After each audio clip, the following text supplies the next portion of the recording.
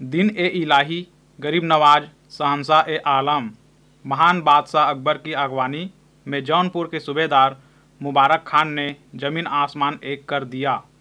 यह उसकी बरसों पुरानी साध थी।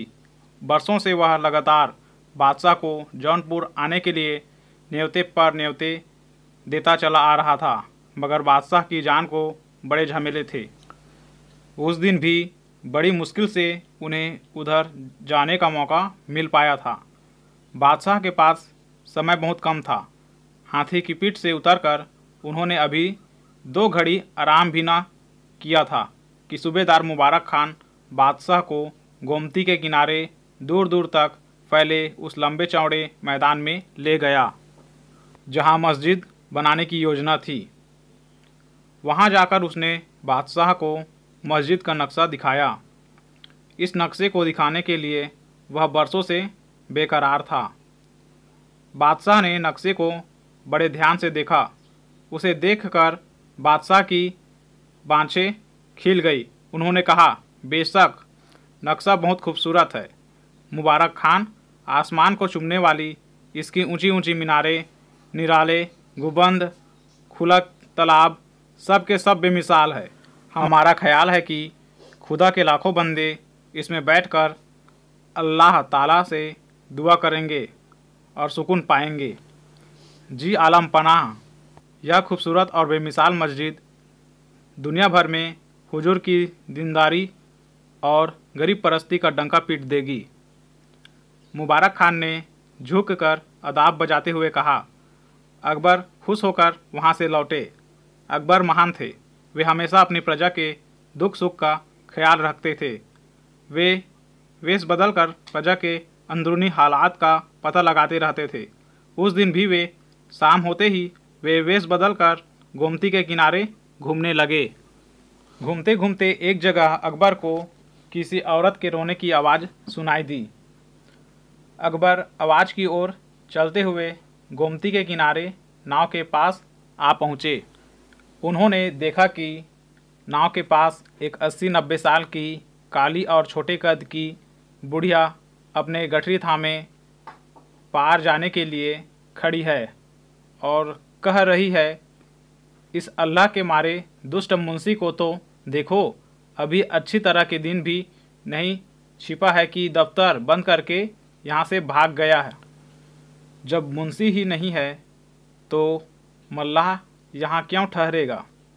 ये किस समय आते हैं और कब जाते हैं? कोई देखने वाला है? सूबेदार मुबारक खान को तो कर वसूलने से ही फुर्सत नहीं है।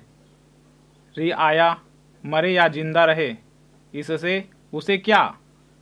खूबसूरत शानदार मस्जिद बनाकर उसे तो बादशाह को खुश करने से मतलब है कि उसका ओहदा और बढ़े। बुढ़िया चुप होकर फिर बोलने लगी। मुंशी से शिकायत करो तो कहता है, तुम रोज़ रोज़ पार जाती है क्यों? अरे पार नहीं जाएंगे तो खाएंगे क्या? हमारा कुम्हार का धंधा कैसे चलेगा? गांव में ग्राहक ही कहाँ मिलेगा भला? फिर क्या खुद खाएंगे और क्या बच्चों को खिलाएंगे? अरे मेरी तो बहू भी नहीं है जो बच्चों को संभाल लेती। नन्हे पोते पोती भूख से बिलख रहे होंगे। हाय अल्लाह, मैं क्या करूं? बुढ़िया दहाड़ मारकर जोर जोर से रोने लगी। अकबर द्रवित हो गए। वे आगे बढ़कर बोले, रो नहीं माई, मैं तुम्हें उस पार पहुंचाए देता हूं। बुढ़िया ने रोना बंद किया और गठरी लेकर खड़ी हो गई। चल भाई, तू ही मुझे पार ले चल। अकबर ने इससे पहले कभी नाव नहीं खेई थी। बुढ़िया बादशाह के चप्पू पकड़ने के ढंग को देखकर बोली, अरे तुझे तो चप्पू भी ठीक से पकड़ना नहीं आता तो पार क्या ले जाएगा? मैं संभाल कर धीरे धीरे चलाऊंगा माई, तू घबरा मत। अकबर ने बुढ़िया को धीरज बंधाया। बुढ़िया के सामने और कोई दूसरा चारा भी नहीं था। मरता क्या ना करता। बुढ़िया नाव में बैठ गई। बादशाह जी जान से नाव खेने लगे, मगर नाव कभी इधर जाती तो कभी उधर। बुढ़िया का पारा ऊपर चढ़ने लगा। वह चिल्लाकर बोली, अरे अनाड़ी, नाव उल्टी ले जा रहा है या सीधी? ऐसे चलकर तू हमें कल रात तक पार पहुंचाएगा? और यह भी पता नहीं कि नाव मझधार में ही डुबो दे। मेरे बच्चे इंतज़ार कर रहे होंगे और तू है कि नाव लेकर खिलवाड़ कर रहा है। माई, सब्र तो कर, बादशाह ने कहा। किंतु बुढ़िया बोले जा रही थी। असल में तो इन बातों का जवाबदेही बादशाह ही था, मगर बादशाह तो मुबारक खान की चिकनी चुपड़ी बातों से ही खुश हो गया। उसे असलियत कौन बताएगा कि यहाँ मस्जिद की नहीं, एक पुल की ज़रूरत है। इस पुल के बिना पार वाले लोगों को कितनी परेशानी होती है। अरे भाई, पुल न होने से उस पार कोई वैद्य या हाकिम भी जाने को तैयार नहीं होता। बुढ़िया फिर चुप हो गई। थोड़ी देर बाद उसने फिर बड़बड़ाना शुरू कर दिया। सूबेदार मुबारक खान हमारा हाकिम है, लेकिन उसे ये सब देखने की फुर्सत कहाँ है। उसे तो बस अपने कर वसूलने से मतलब है। लोग कह रहे हैं यहाँ ऐसी मस्जिद बनेगी जो दुनिया भर में अपना सानी आप होगी। सुना है आज अकबर यहाँ आया है, मगर कहीं वह मुझे मिल जाता तो मैं उसे बताती कि वो दुनिया जहान के मालिक, अगर तू सचमुच ही लोगों का भला करना चाहता है तो पहले यहाँ पुल बनवा, मस्जिद नहीं। बुढ़िया देर तक इसी तरह बड़बड़ाती रही। चारों ओर अंधेरा छा गया। आसमान में तारे छिटकने लगे। अंत में नाव किनारे पर पहुंच ही गई। नाव में से लड़खड़ाती हुई बुढ़िया किसी तरह किनारे पर उतरी।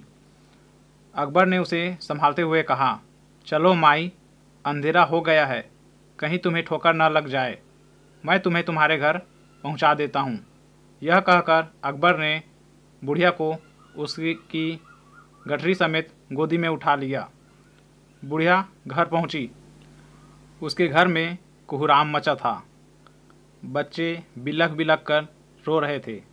उनका रोना देखकर बुढ़िया को मल्लाह पर बड़ा गुस्सा आया। उसने उतरते उतरते उसके दोनों गालों को जोर से खरोच दिया और बोली, आज तूने मेरे बच्चों को भूखा मार डाला। पहले तो बादशाह की आंखों में खून उतर आया, फिर उन्होंने अपने को संभाला और मन में सोचा, मुझे तो इस बुढ़िया का एहसानमंद होना चाहिए कि इसने मुझे सच्चाई और असलियत का एक सबक सिखाया है। शुक्रिया कहकर बादशाह चुपचाप वहाँ से चले गए। अगले दिन शीशे में अपने खूबसूरत शाही लिबास और रत्नजड़ित आभूषणों के साथ अपने गालों पर खरोच के निशान देखकर बादशाह मुस्कुरा दिए। उन्होंने जौनपुर में पहले पुल बनवाया, मस्जिद बहुत बाद में। Thanks for watching.